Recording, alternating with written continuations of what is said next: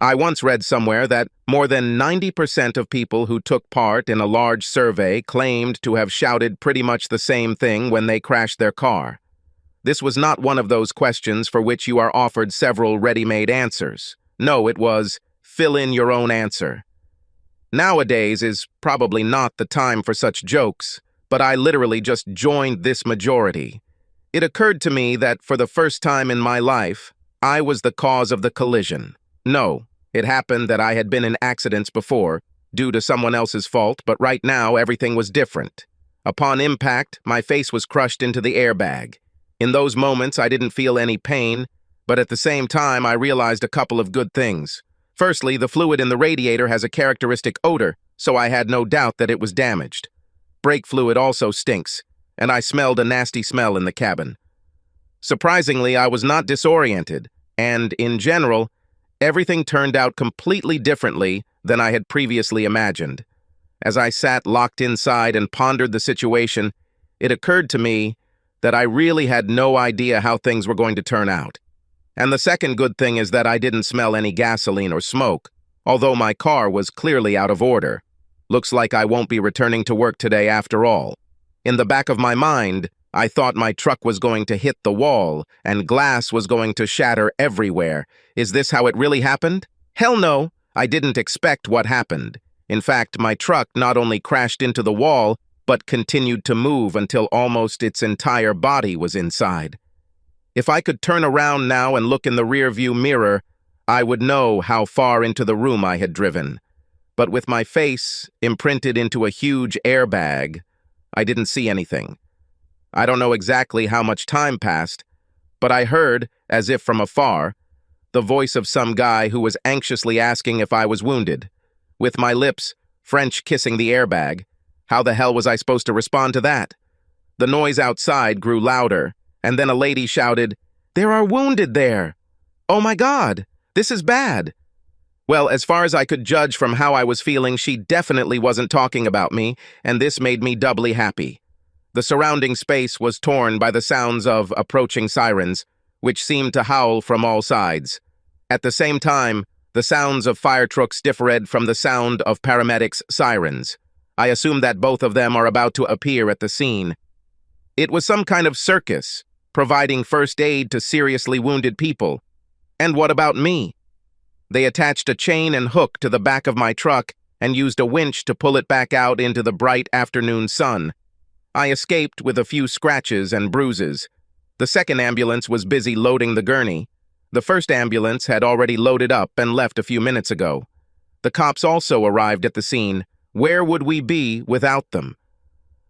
After a quick search, they shoved my ass, covered by my handcuffed hands, into the back seat of a patrol car. It looks like losing control of your car can still lead to trouble. Well, at least I wasn't an immigrant facing 110 years in prison. I don't know why they didn't take me away right away. If anything, this respite gave me the opportunity to shake my head and assess the damage done.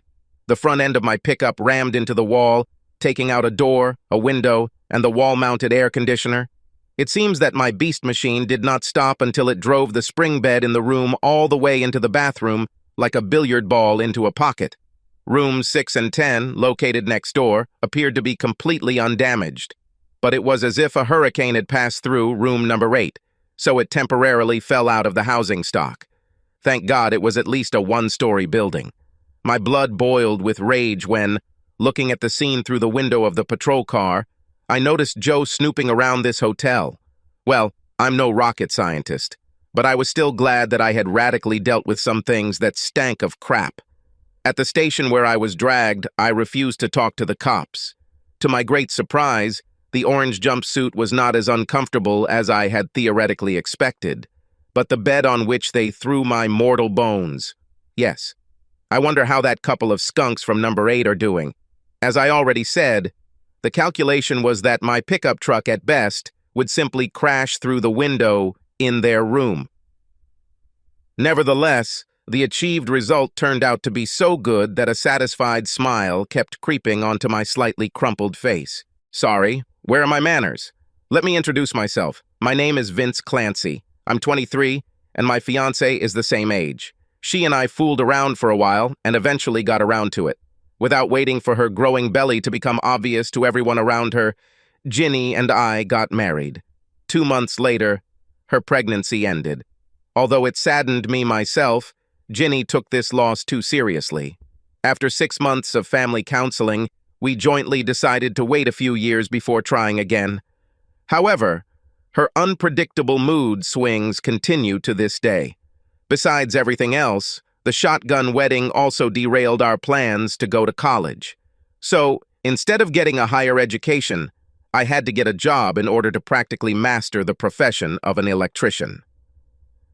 American idiom, shotgun wedding. This is an English expression, a wedding on the fly. Nowadays, this term is becoming less and less common in English-speaking countries. But in the good old days, the father of a girl who was unexpectedly knocked up could clearly threaten the guy with a gun if he suddenly began to fight and did not want to marry her. Ginny began working as a temporary employee, primarily as a receptionist in an office reception. She often only came in as a substitute for a day, but sometimes she stayed for a whole week if someone she was replacing went on vacation. I played football and was pretty good. At the same time, Ginny was a member of a team of 6 cheerleaders in basketball. She attended all my football games, and I attended all the basketball games where she performed with her cheerleading squad. While her motive was probably to support me, my main reason was to keep the ravenous wolves away from my fiancé. These big basketball players, along with their friends, were, figuratively speaking, constantly turning on the pressure all over the court, trying to tear Ginny away from me. I can honestly say that none of them succeeded in this. The main star of that school basketball team was Joe Clark. He and I were neither friends nor even friends of friends, moving in completely different circles. Although this did not stop him from making ambiguous proposals to Ginny from time to time, she just laughed sarcastically at his attempts. I tried not to pay much attention to it, which was not easy, because by nature I have always been a rather jealous guy. While I was an honorable mention at the state football championship, Joe's team only finished second in their conference. All the honors go to the winning teams, but our basketball team performed so-so. As a result, Joe received a scholarship to pay tuition and board to a nearby Division I school. So after graduation, he went to the campus summer training league. Surprisingly, as soon as the new season started, Joe started getting playing time. Unless he had to play against a team whose players knew how to aggressively intercept the ball, he looked pretty decent on the court. Clark always brought one of his buddies to home games, homecomings, and similar shows. One of Joe's closest friends, Nolan Larson, was the star of his basketball team, and at the same time an insufferable asshole on a personal level. As his school's team competed for a postseason playoff spot, fans treated Larson like a god. Nolan also constantly made advances towards Ginny, and sometimes did it even in front of me, naturally, knowing that she was married. Each time, Ginny rejected Larson, amused at his attempts, but he did not stop pestering her. So from time to time, I had to intervene and give them both a beating. This only seemed to anger Ginny, who insisted that she had everything under control and that I was making a big deal out of a mountain. Apparently, Joe and Nolan were best buds, as Nolan was always by Joe's side during his team's return visits to our city. Instead of putting up with their antics, I usually found a way to keep Ginny and I busy with something else. Home basketball games were only on weekends, but summer vacation lasted much longer. It was a lot more complicated, and there were a few arguments between Ginny and I about it. "Are you my husband or my spy?" she once angrily told me. "Actually, I'm a big girl and can take care of myself, and these guys are just big braggarts and impudents and nothing more. Just leave it alone, Vince." Easier said than done when you have a jealous personality like I've always had. The situation was aggravated by the fact that by that time Ginny was very pleasantly rounded in all the right and attractive places. When she jumped out onto the stage to perform her dance number, she was accompanied from all sides by whistles and cat-like screams from the guys. Was I proud of her? Yes. Jealous? Yes, again. Was I crazy? I didn't think so then, but now, now, in light of what happened, it's worth thinking about. Mr. Clancy, my name is Scott Jensen. I am your lawyer appointed by the court. A very young man in a suit appeared before me. Damn it, I think he's only a few years older than me. I see from the clock that it's about 2, so good afternoon, Scott. You can call me Vince, I responded. Okay. He nodded. What do you remember about crashing your car, Vince? All. Was this a deliberate action on your part? Not really, I shook my head. I just wanted to scare them. I couldn't even imagine that a truck driving so slowly could cause so much damage.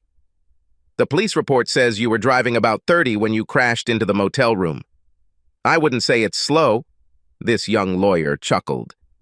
When I clenched my hands on the steering wheel to the point of white knuckles and was overcome with rage, I may have reflexively pressed my slipper into the floor, but I had no intention of smashing the walls.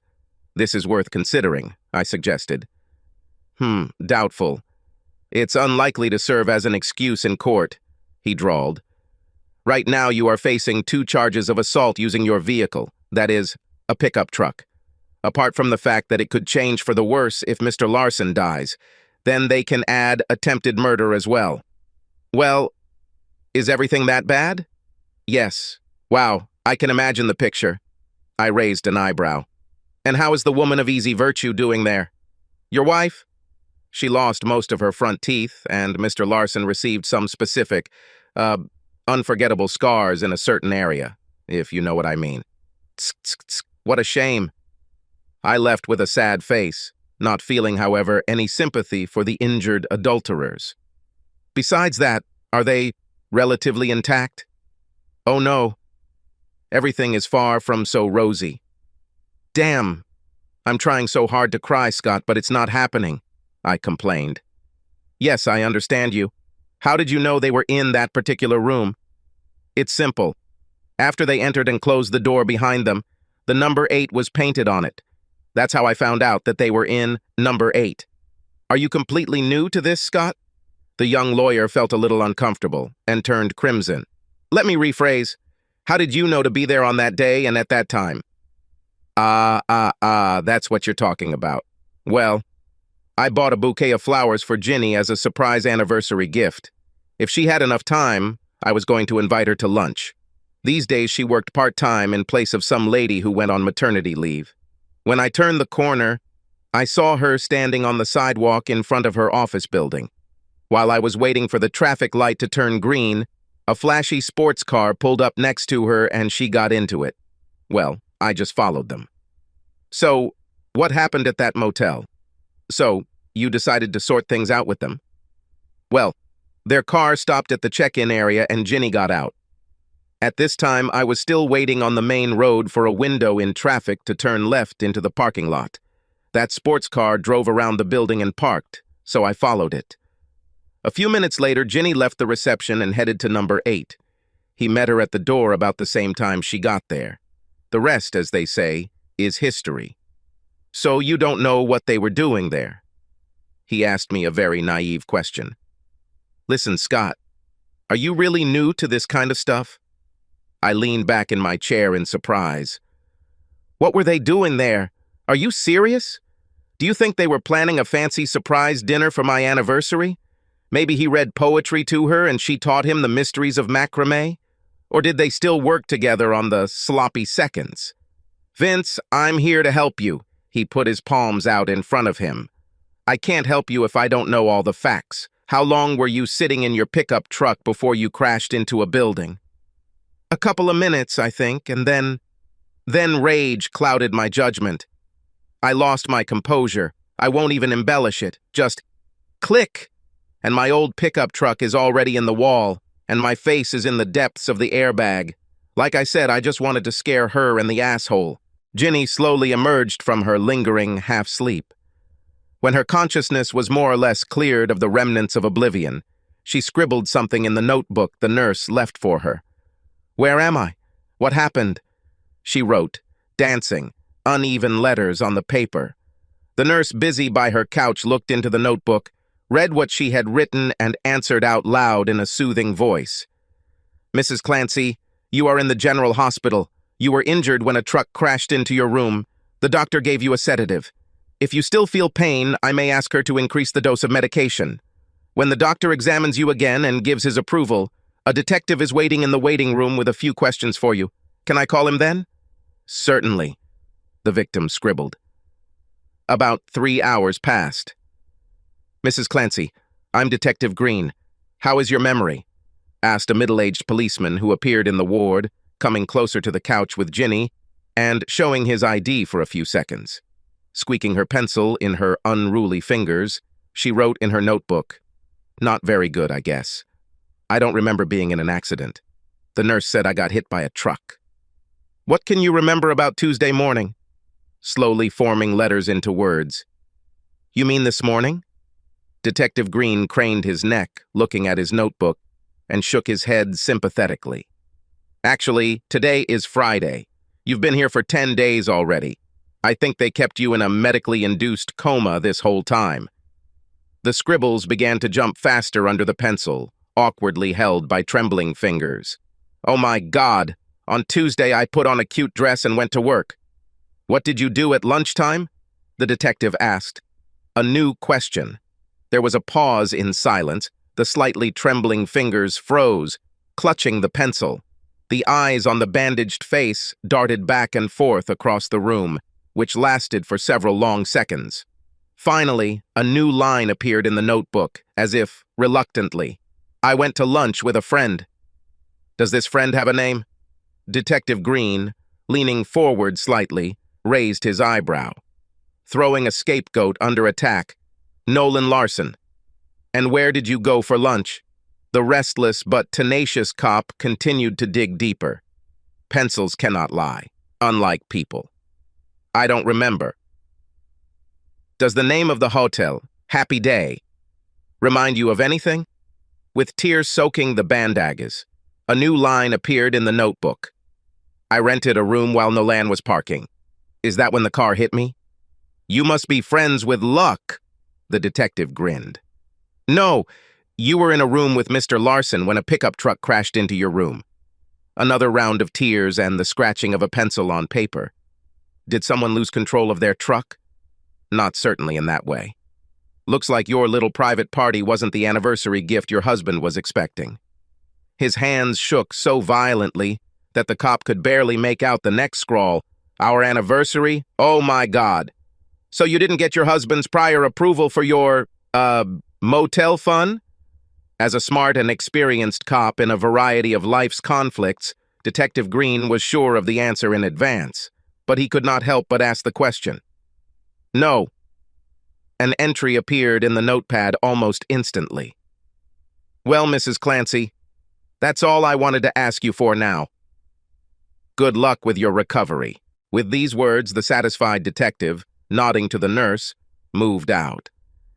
Exhausted, physically and mentally devastated, Ginny dropped the now unnecessary pencil and closed her eyes, in the corners of which tears appeared again. "Mr. Larson, can you hear me?" The nurse turned to the doctor. "He has not responded since he was told that his spine was broken and he would never be able to walk again. His promising career was cut short, wasn't it?" The surgeon stated the obvious. The nurse shook her head. "It's too expensive a price to pay to get a little pleasure from a married woman. My friends and family offered to post bail for me. When I'm done with this shit show, I'm getting the fuck out of this town.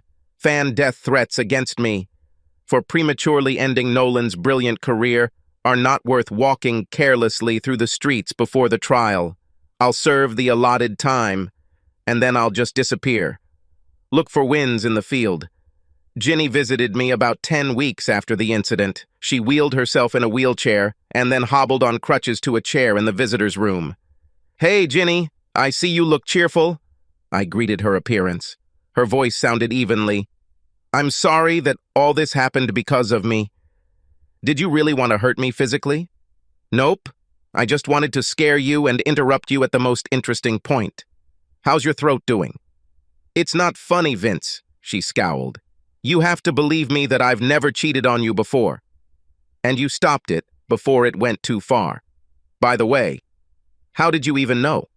Well, I bought a bouquet of flowers for our anniversary, and I was going to surprise you at work. As a result, a much greater surprise awaited me. If you wanted to leave me, why didn't you just say so? I didn't want to leave.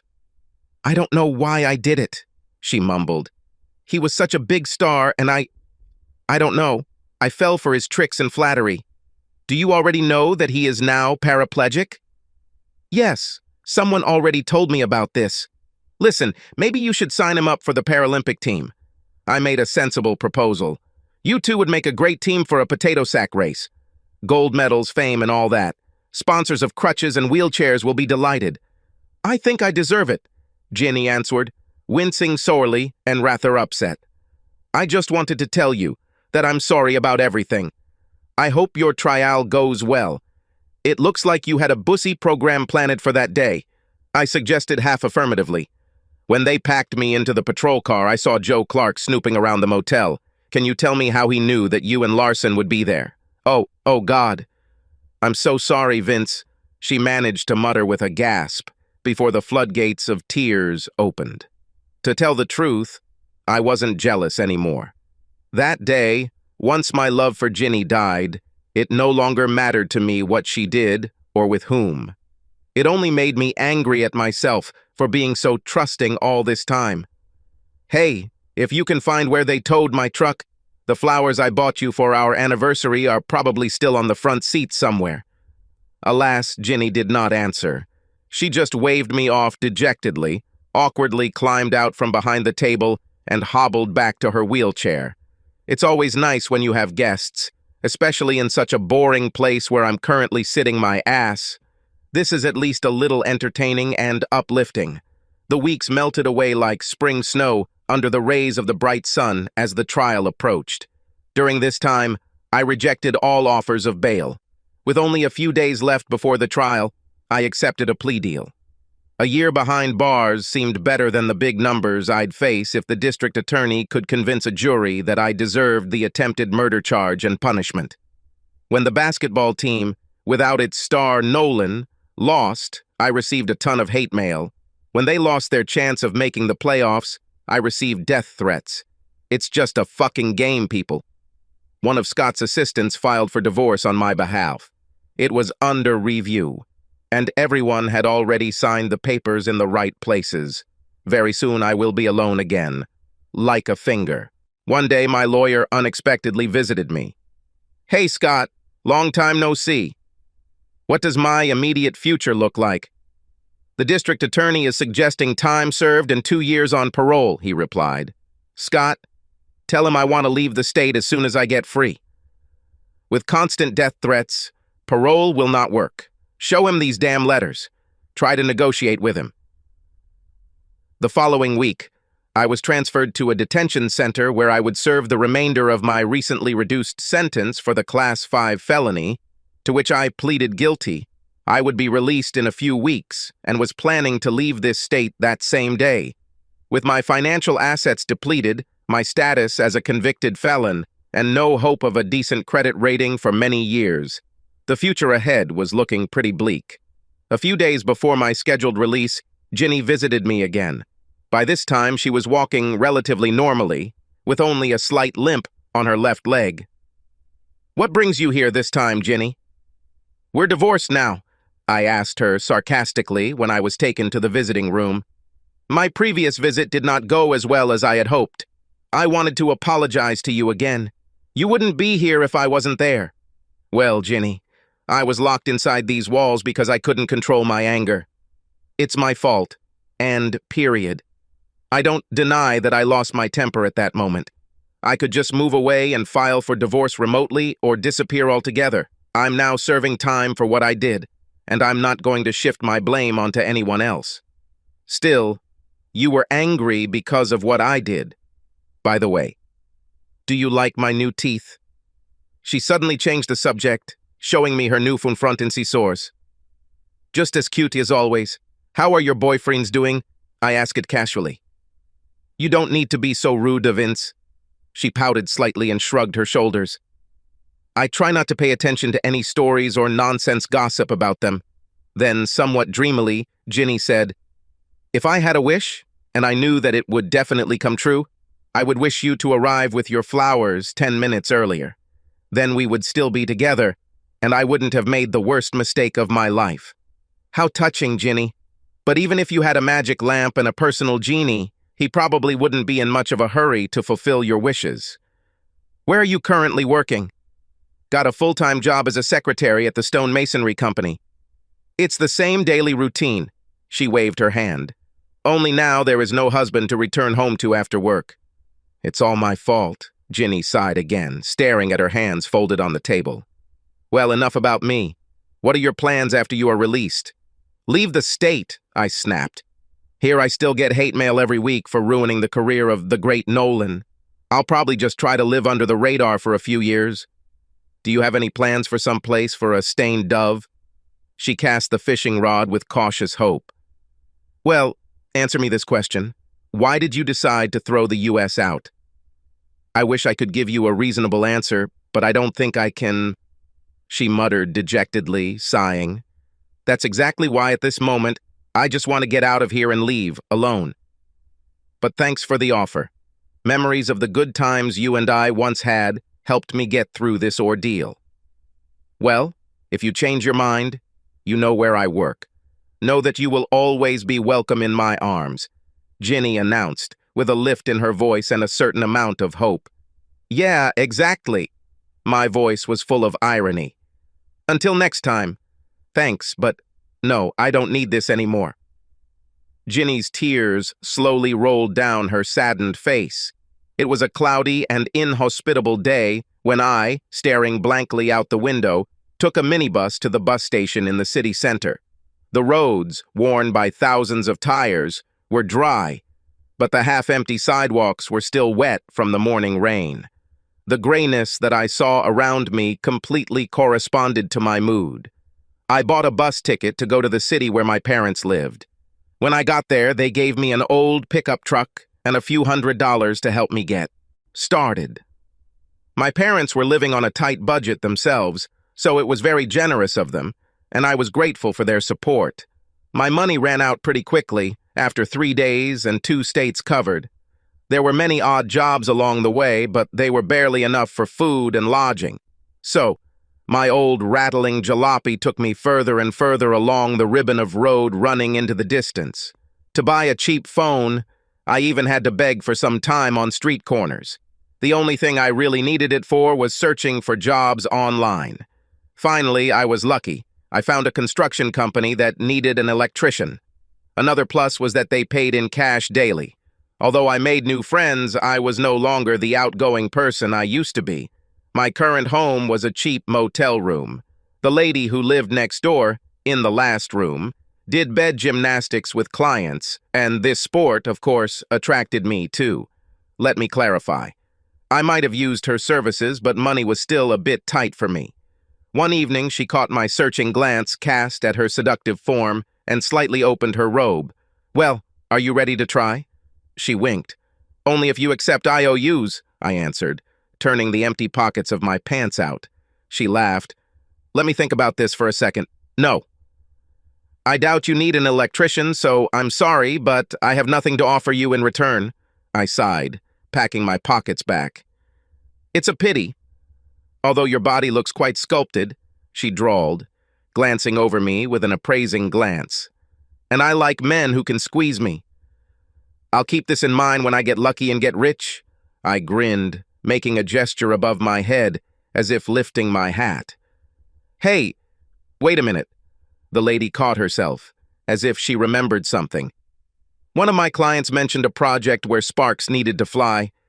Just sorry, I can't talk for a long time now. I need to clean my feathers before the next meeting. See you next time, okay? She glanced at her watch, waved her hand at me, and disappeared behind the door of her room. I chuckled. She and I were just nameless people trying to just survive another night. The sleep was heavy and very restless, because all night I imagined my neighbor. Damn, I desperately need sex. Several days passed before I saw my neighbor again. When we bumped into each other in the hallway, she handed me a piece of paper. I told my client that I know a good electrician. Here's the number, call him. I hope this thing works out for you. Thank you. You didn't have to do this at all. I was truly surprised and grateful. I know. See you later. She smiled, ran her finger over my cheek as she passed by, and a minute later she got into her modern sedan and drove away. I had to ask the guys I worked with how much they charged for a random outsourced order. Armed with this knowledge, I dialed the number written on the piece of paper. A female voice answered, which, admittedly, took me by surprise. Shit. I didn't want this lady to find out through me that her old man was in a relationship with someone I knew at home who had no serious behavior. Yes, hello. An acquaintance gave me your number. I heard that you need an electrician. Yes. What is your price and when can you arrive? Asked the lady on the phone. Well, I work from Monday to Friday until about 6 in the evening. If it's a small job, I might do it in the evening. If the problem is serious, then on Saturday and Sunday. Paying per day will be cheaper than hourly. I laid out my conditions, sincerely hoping that she wouldn't hang up the phone as soon as I told her my hourly and daily rates. Our conversation, fortunately, turned out to be productive, and at the end, we exchanged names. Her name was Deb, and I found out the address where I needed to go. Saturday morning, I was going to pop over there and see what's what. When Saturday arrived, upon arrival, I was surprised to find that Deb's mansion was in a closed townhouse. After the guards at the entrance were convinced that they were waiting for me, I drove through the entire village to her house. There was only one car in the garage, so Mr. Deb must have been playing golf or something like that at the time. Deb herself turned out to be about my mother's age and, surprisingly, did not wear any rings. Something didn't add up to the picture I had imagined. She needed to replace a grounded outlet in the bathroom and also wanted to remake some standard light switches into ones that would turn on in response to motion. There were photographs of young people on the walls of the house, but none of them showed a figure resembling their father. There was only one pillow on Deb's bed. I was beginning to think that there was no mister in this house at all. I told Deb the total cost of the work to be done, and she paid me in advance so that I could go to the store to get the necessary materials. After a short trip to Lowe's, I had everything I needed and was done with my work well before lunch. While I worked, Deb brought me a soda and a tray of fresh cookies and sat down in a chair nearby. So, which of my friends told you that I need an electrician? Her sudden question took me by surprise. I paused for half a turn of the screw being twisted. And what should I answer? Oh, was it a woman? Of easy virtue from the seedy motel where I live, who accidentally found out that I was an electrician? I decided to answer with a half-truth. I don't know what her name is. She heard me talk about being an electrician, and we chatted for a few minutes. This reddish blonde, about, 65 meters tall. Oh, good.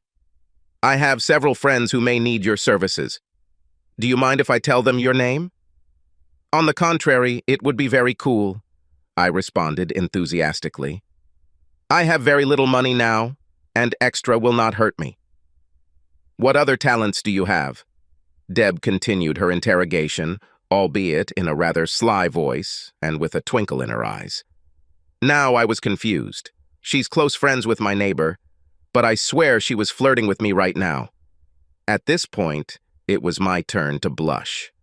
My answer elicited a quiet chuckle from Deb as I tried not to lose face in front of the lady. I'm young, and I'm not afraid to work until I sweat, I announced bravely, seemingly even straightening my shoulders. Well, I'll let them know. Deb purred, like a kitten satisfied with a treat. My imagination, of course, would have liked more, but I stuffed the cash I received from her into my jeans pocket and left. However, less than 10 minutes passed when I received a call from an unknown number. This is Vince. Oh, hello. I'm glad I found you. I heard a pleasantly chirping female voice on the phone. Deb just gave me your number. I live 2 houses away from her. Can you stop by my place? No problem. I'll just have a bite to eat and immediately head out to you. What is your address? Having remembered her address, I finished my sandwich and headed there. It took some time to get past the security at the checkpoint, since I did not know the name of my new customer, only her address. In the end, they let me through. Unlike Deb's house, the garage next to the new client's mansion had 2 cars parked in it, and both doors were open. I parked on the street. My battered jalopy was without a doubt the oldest and least respectable wheeled vehicle in this wealthy area. After my careful knocking on the door, a very pretty but young lady came out to meet me from inside the house. I hesitated. Did you call about random work? She rolled her eyes, turned around, and shouted somewhere inside the mansion, May I am. This is for you. After which she spun around, shaking her fluffy, and I would add, magnificent mane of hair, going down almost to her waist, and immediately disappeared, leaving me standing on the threshold. When a lady similar to her, but older, appeared, I immediately noticed a clear family resemblance. You must be Vince. Nodding and smiling in greeting, she immediately attacked me with questions. Do you replace ceiling fans? What about light switches with motion sensors? Oh yeah, and I also need more outlets in the garage. Yes, yes, yes, and yes again. Have I answered all your questions? I grinned, meaningfully shaking the suitcase with tools I had brought in front of me. The lady nodded, beaming again with a smile, and made a smooth, inviting gesture. Then come here. After writing down everything she wanted to fix, I asked the question, have you already purchased what you want to install? By the way, should I just call you eye-rolling daughter's mom? She laughed at my words. I'm Nancy. It was Jolene. She is waiting for her boyfriend and is very annoyed that he is still not there. Forgive her for this. No, I didn't buy anything. If you want, we can go to Lowe's and buy what we need. Wait a minute. How much will it cost to install all these things? I jotted down my rough estimates of expenses and my work and handed her a piece of paper. She scanned it quickly and nodded again. Well, let's go. Will you lead? Certainly. Well, my confidence did not last long, exactly until she saw my old car. Oh no, perhaps it would be better if I drove myself, and we can put all the necessary things in my trunk and in the back seat. Okay. If you insist, I shrugged. Moreover, it's been a long time since I've ridden on wheels as cool as yours, if at all.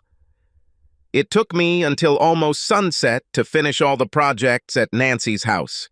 Jolene kept her eyes on me as she spent the afternoon and evening fuming that her boyfriend had missed out on a date. For 2 jobs today with Deb and Nancy, I earned almost $1,000, including the tips that both ladies, impressed with my skills, added to the prices. If you have never lived day to day with just cash in your pocket, you will not be able to understand the fear of being robbed when you have some decent amount of money. So late in the evening, returning home, I was on guard, suspecting that anyone I met could tell with confidence that a whole $1,000 was warming my pocket just by looking at me. Means what? To keep my nerves relatively in order, my first order of business on Monday would be to open a checking account and get a debit card from the nearest bank. With the money in the bank, I felt much more confident and ventured out into the city on Monday evening. No matter how excited I was by the thought of paying my neighbor for sex, for some reason I couldn't decide to do it. Instead, I walked into a local diner and sat down on a stool at the bar. I purposefully did not look around, but nevertheless, I noticed several ladies seated in the hall. Are you going to stare at your beer all evening? Suddenly, a mocking female voice was heard in my ear. Some of us ladies dress up on purpose to impress, and you don't even look in our direction. I turned around in my high chair and met the gaze of a pretty lady who had quietly appeared behind me and was now waiting for my answer with her akimbo and raised eyebrow. I slowly looked at her fine figure from head to toe and back with an appraising glance, and then answered, Yes, you really look great. She must have expected more from me, and her cheeky grin faded somewhat.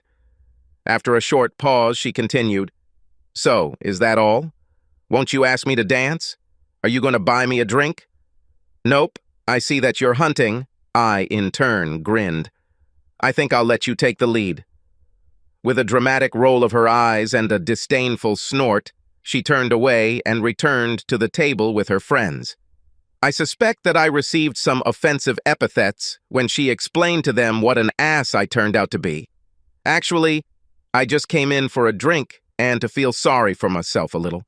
Can't a guy do that without getting picked on? About half an hour passed when the only girl who hadn't been on the dance floor came and sat next to me.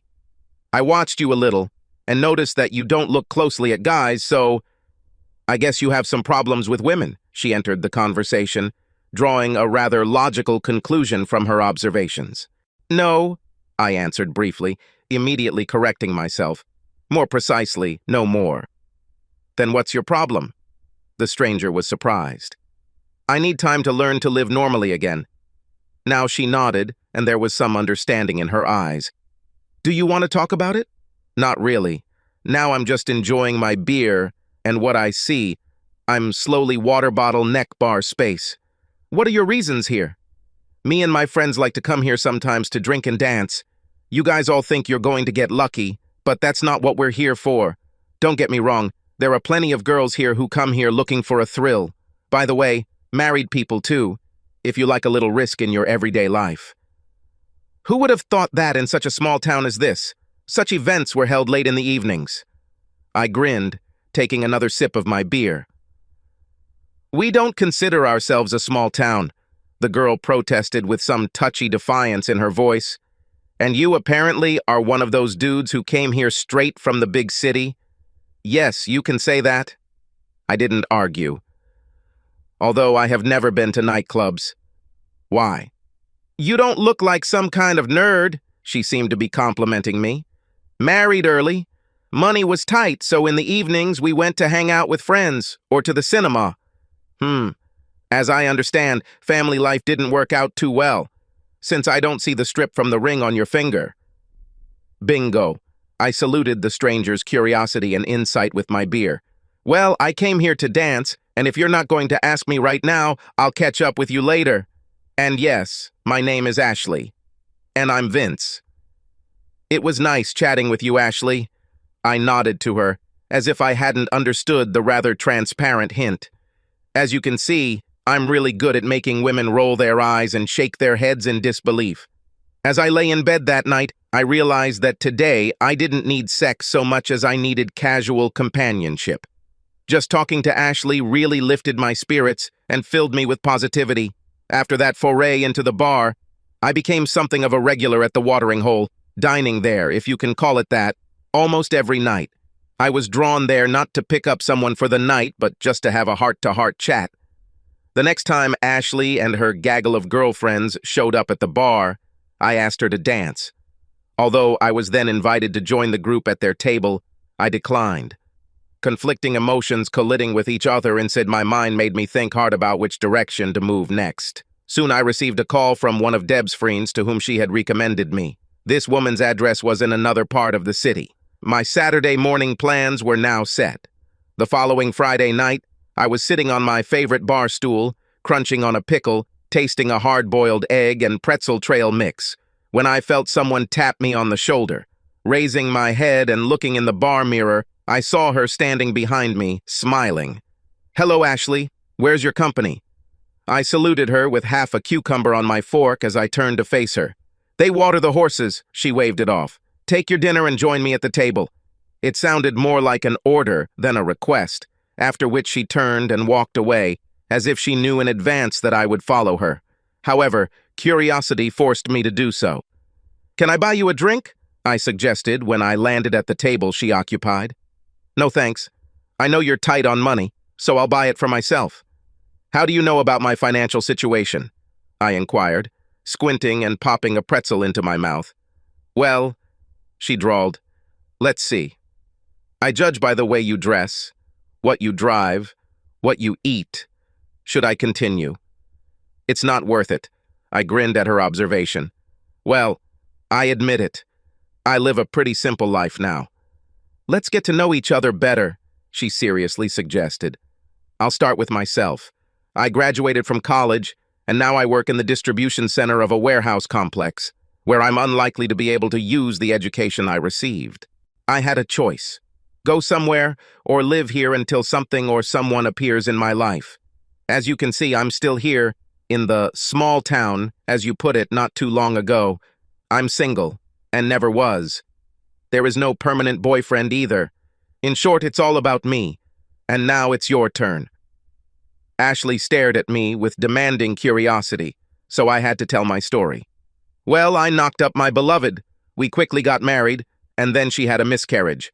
Caught her walking into a motel with her lover, and drove his pickup truck into the same room where they were tumbling.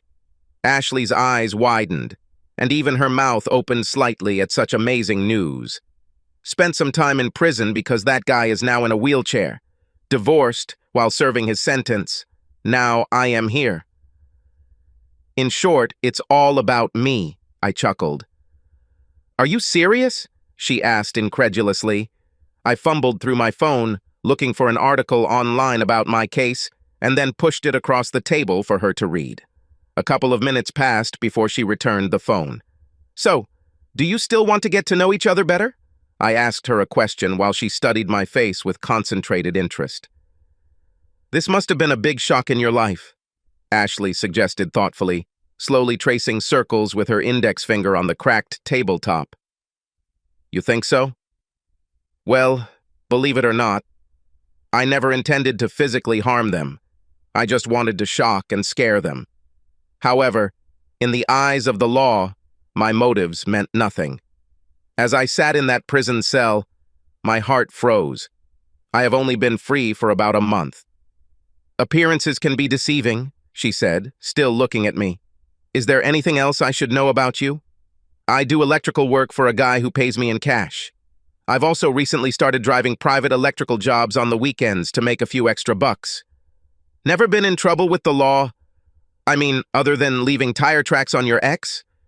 Continuing the questions, she rested her cheek on her palm and tilted her head to the side. No, there were not even fines for violating traffic rules. That day I simply lost my temper and paid dearly for it. How much do you plan to spend here tonight? Ashley asked, suddenly changing the topic of conversation. About 20. What? I have a proposal. Let's go to the store and buy you some decent clothes. She managed to surprise me. The devil and the angel sitting on my shoulders fought fiercely among themselves. Woman. Problem? Woman? Trouble? Okay. Having made up my mind internally, I accepted her offer. Getting out from behind the table, she quickly left the bar and got behind the wheel. Why are you doing it?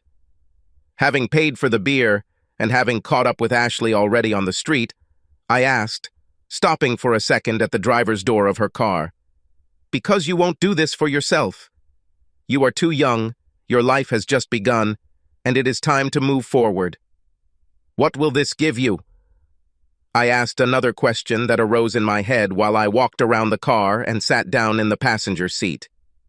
If I still think you're a good guy, then I think I can ask some lonely cowboy to ask me out on a date, she replied, turning on the ignition. Well, inspired by this prospect, I spent $30 that evening, but bought several shirts and a couple of pairs of trousers, after trying them on under Ashley's appreciative eye. After finishing shopping, she drove me back to my car. When I got out of her car, I sincerely thanked my new friend. Thank you, Ashley. Can I take you somewhere sometime? Ha! I thought you'd never ask, she grinned. Put on one of your new outfits and meet me at the movie theater in the mall tomorrow at 6 o'clock in the evening. Yes, the night after that was very restless, and I tossed and turned in bed for a long time, overcome by various thoughts and restless hopes, until I finally fell asleep. On Saturday morning, according to the tradition that had already developed in recent weeks, I worked part-time on one of the private orders. I already had almost $1,600 in my bank account, but I had saved $50 to pay for the upcoming evening with Ashley. By 4 o'clock in the afternoon, I was already ready to go out, when, having meticulously examined myself again, I suddenly realized that I looked like a fool in the only pair of shoes that I had. These, so to speak, weekend shoes, which are also everyday work shoes, now did not fit at all with my updated, more presentable and expensive jeans. So I went back to the thrift store and found myself a decent pair for less than $10. Now I was ready to go out into public. What I thought was a date turned out to be a double date. Ashley met me with her friend and her boyfriend. Well, yes, when in the eyes of others you are none other than a recently released convicted criminal, I think you shouldn't be surprised that people want to protect themselves. However, the movie itself and the post-screening drinks were quite enjoyable. Unfortunately, I found myself excluded from most of the group's conversations because Ashley and her friends had many of their own college memories to share, and I had nothing relevant to share or add to their lively conversation. It was doubly unfortunate that Ashley seemed completely oblivious to my isolation. However, I liked the kiss on the lips, and I enjoyed the hug with her. Warmth and closeness. This is what I missed most. At the end of our meeting, I handed Ashley a piece of paper with a short note and my phone number. "Now you have my number," I told her. "I don't have yours. Call me if I haven't scared you off." She whispered, "I'll call," hiding the piece of paper in the neckline of her blouse, and hugged and kissed me again. I was very pleased with how everything turned out, but, alas, it did not last long. I was filling up my pickup truck Tuesday night when I saw Ashley across the street, walking, smiling, arm in arm with a guy, deep in pleasant conversation. The couple was heading to a nearby restaurant. Yes, even though all this time we were together only platonically, but this picture, like lightning, struck the frozen me and made my heart clench.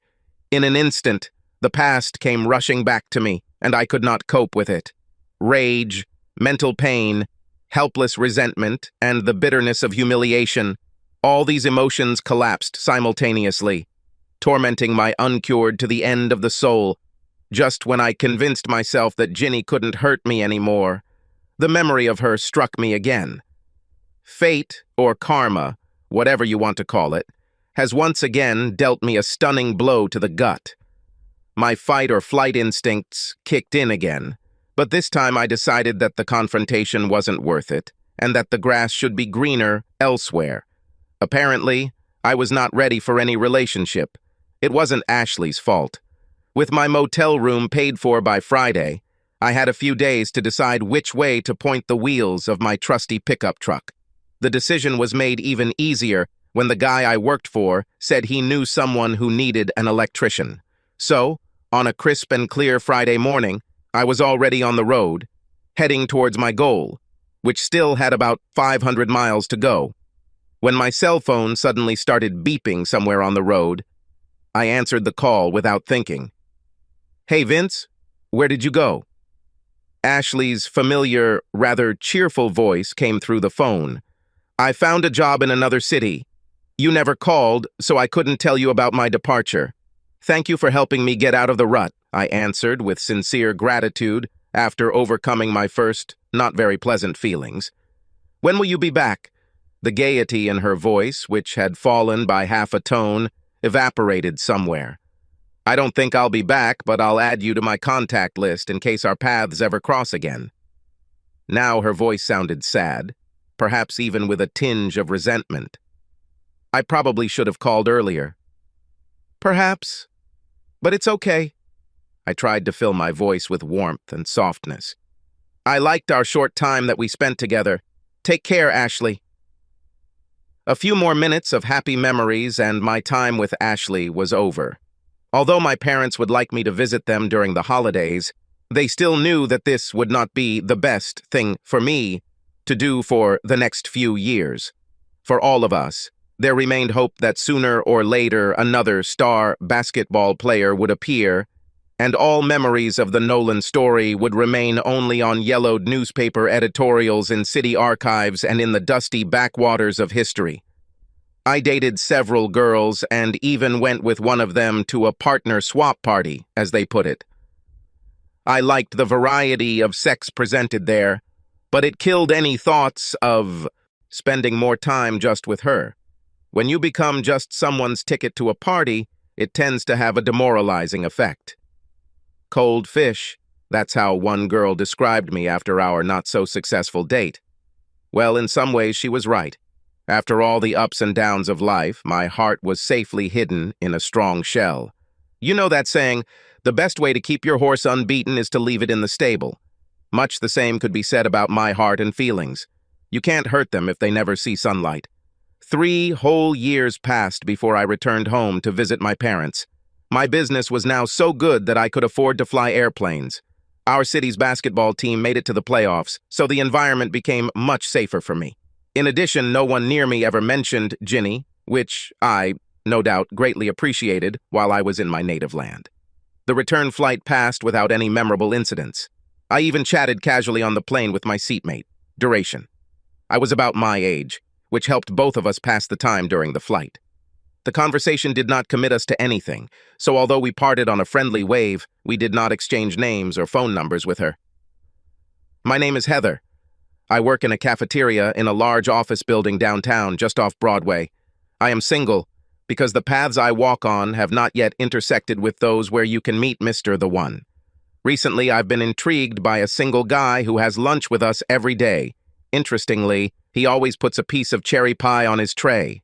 His name tag says Vince. The guy seems to work at an investment bank, but he doesn't dress like a regular banker. There's just something about him. I don't even know. Something that hooked me. Since Vince didn't wear any rings, I gathered my courage and decided to take a chance. One day when he was already putting away his tray, I told my boss that I needed to go to the toilet. Instead, I waited outside Vince's exit, and when he came up, I simply handed him a note that said, "Call me sometime.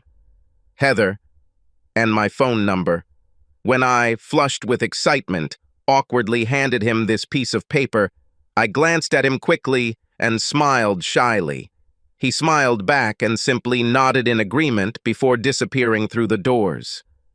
A few days later, we met for dinner. Nothing special, just a cafe near the house where I lived. Our conversation opened my eyes to many things and turned out to be surprisingly frank. Vince talked about how he worked as an electrician and laborer for an investment company. What shocked me the most was that he was previously a convicted criminal. Vince told me about his sad personal story, and to support his words, he showed me a news article on his phone about the trial against him.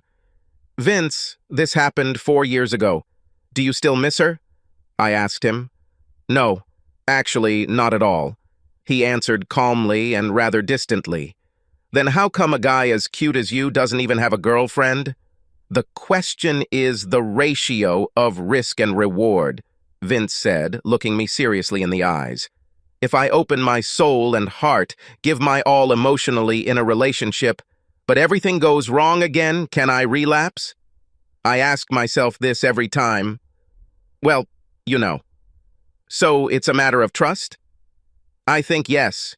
If my trust in a girl is not reciprocated by her, can I trust myself to handle such a situation with dignity? The last time I decided to go on a date, although we had never even kissed, I soon saw her in an embrace with another guy, and all the old and, as I thought, buried pain returned at once. When was it? 3 years ago. Since then, I have kept my distance from any serious relationships, he said, using air quotes on the last words. Fine. I think I understand you. We will take things slowly, but only if you promise to talk to me and ask before you do anything. I don't want this to get ruined because one of us assumed something that wasn't actually true. Vince looked at me curiously. What if I still don't want a relationship? He asked, rubbing his chin with his fingers. Then we won't meet here tomorrow for dinner, and then we won't go to the cinema down the street. I slyly outlined to him the likely future prospects. Now Vince had to make a decision. Would we move forward cautiously as a couple, or... I saw "I want" in his animated eyes. He extended his hand across the table, and I covered it with my palm. Vince looked at me for several long minutes, as if trying to penetrate my soul with his gaze and read what awaited him in the new book unfolding before him, and then quietly said, "See you tomorrow." A flock of butterflies fluttered somewhere inside me, tickling my imagination with their light, almost weightless wings, when Vince silently left the cafe. A long, silent premonition timidly suggested that perhaps he was my Mr. the One? Was our relationship with each other easy? Not at all. I am a sociable person by nature, and Vince needed time to make sure that I belonged to him and only him. He loves cuddles as much as sex itself. I can read a book on his lap while he watches his favorite sport on TV. Once we got really close, Vince became a complete owner. Overall, the mutual process of learning each other's habits and traits was not easy for both of us. But we survived.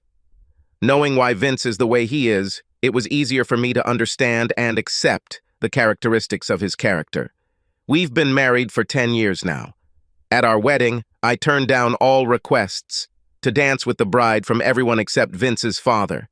I don't do any bachelorette parties and make sure to invite Vince to join me when I go shopping with my girlfriends. Our union has been rewarded with a 6-year-old daughter and a son who recently turned 3. In between, I suffered a miscarriage, after which we both needed counseling. Together with the consultant, we were able to convince Vince to attend several additional classes to help him finally deal with his past and let it go forever. Maybe my husband is, in some sense, damaged goods, but in my store, he lies on a special shelf and will never be thrown away. I don't think I could ever find a man as loving as Vince. I know exactly why he became damaged, and every day I look in the mirror, promising myself that I will never give him a reason to doubt my love. Life goes on. Oh yeah, and that word we all say after a car accident, shit. Subscribe to our channel so that your second chaff doesn't cheat on you, and go ahead and listen to the next story, because this story is nothing compared to the next one. If you're under 18, don't even think about listening to the next one.